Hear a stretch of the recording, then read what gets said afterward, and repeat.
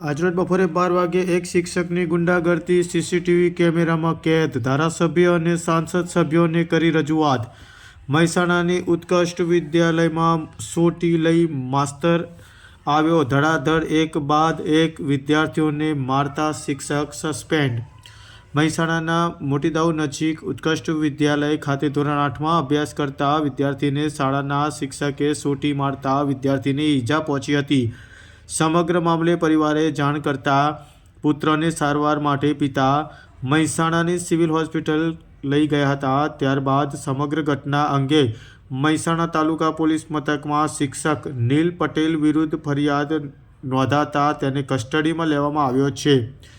પરિવાર દ્વારા મહેસાણા ધારાસભ્ય અને સાંસદ સભ્યને પણ રજૂઆત કરવામાં આવી છે. શાળામાં ડીઈઓ જિલ્લા શિક્ષણ અધિકારી BN પટેલ દ્વારા મળતી માહિતી પ્રમાણે કોઈ વિદ્યાર્થીને શારીરિક ઈજા કરી શકે તો શાળામાં જરૂરી ટીમ મોકલીને તપાસ કરવામાં આવે છે અને તેવામાં જવાબદાર હશે તો તેને સામે શિક્ષાત્મક પગલાં લેવા પણ સૂચના આપવામાં આવે છે. તેવું બાળકને શારીરિક રીતે તેને મારવામાં આવતું હોતું નથી અને શારીરિક શિક્ષણની શિક્ષાની પણ મનાઈ કરવામાં આવી છે.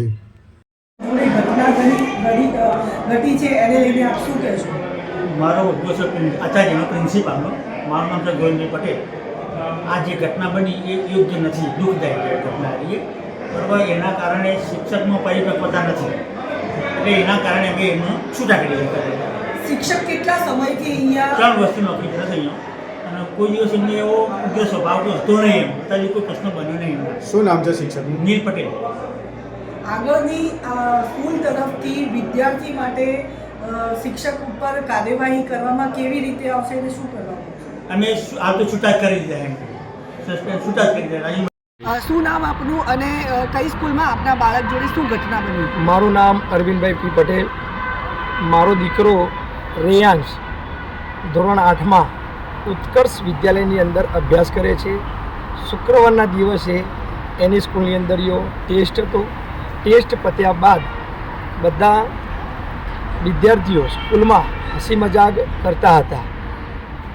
શનિવારના દિવસે સીસી ફૂટેજ જોઈને અને શિક્ષકે કોઈ પૂછપરછ કર્યા વગર સીધા જ ક્લાસમાં આવીને બધા વિદ્યાર્થીઓને એટલે કે 5 વિદ્યાર્થીઓને જે ઢોર માર માર્યો છે એ વિદ્યાર્થીઓને બહુ જ ઈજા પહોંચી છે. અને મારી માગ તો એ છે સરકારશ્રીને કે મારા દીકરાને ન્યાય મળવો જોઈએ. અને મારવા પાછળનું કોઈ કારણ જાણવા મળ્યું? મારવા પાછળનું કારણ તો મને એવું જાણવા મળ્યું કે મારા દીકરાને ટેસ્ટ પત્યા પછી જે હસી મજાક કરતા હતા એમને એવું કહેવું કે મેડમને એવું કહેવું કે હસતા હતા, બરાબર. સીસી ફૂટેજની અંદર એવું દેખાય છે. હું સીસી ફૂટેજ માગું છું, મને સીસી ફૂટેજ પૂરા આપતા નથી. અને આગળ આપણી શું માંગ છે? મારી માંગ એ છે કે મારા દીકરાને પૂરેપૂરો ન્યાય મળવો જોઈએ. સરકારશ્રીને હું એવી વિનંતી કરું છું કે જે કાયદાકીય જે જોગવાઈ હોય, જે કલમથી જે સજા હોય એ સજા કરવી જોઈએ. ક્યાં તમે રજૂઆત કરી છે? મેં મહેસાણા તાલુકા પોલીસ સ્ટેશનમાં રજૂઆત કરી છે. મહેસાણા MLA મુકેશભાઈ સાહેબની પણ મેં રજૂઆત કરી છે. મહેસાણા જિલ્લાના અધ્યક્ષ ગિરીશભાઈ રાજગોર સાહેબની પણ રજૂઆત કરી છે. મયંકભાઈ નાયક સાહેબની પણ મેં ફોન દ્વારા રજૂઆત કરી છે. શિક્ષકનું નામ શું? શિક્ષકનું નામ નીલ પટેલ. આપની શું ઉગ્ર રજૂઆત જે તમે કરી એના પરથી અહીંયા પ્રશાસન દ્વારા શું તમને કહેવામાં આવ્યું? પ્રશાસન કે અમે એનું ઓપ્શન લઈશું, પણ મને કંઈ જાણવા હજી મળ્યું નથી કે શું કાર્યવાહી આગળ એ લોકોએ કરી છે. તમારી શું માંગ છે? મારી માંગ તો એ જ છે કે બસ એને સસ્પેન્ડ કરો અને સરકારશ્રીની એટલી માંગ છે કે એને કાયદેસર જે કાર્યવાહી થતી હોય એ કાર્યવાહી પૂર્ણ. તમારી માંગ સ્વીકારવામાં ના આવે, તમને સંતોષકારક જવાબ નહીં મળે તો તમે શું કરશો આગળ? મારા દીકરાને ન્યાય નહીં મળે તો હું મારા પરિવાર સાથે હું ભૂખ હડતાલ ઉપર ઉતરી જઈશ.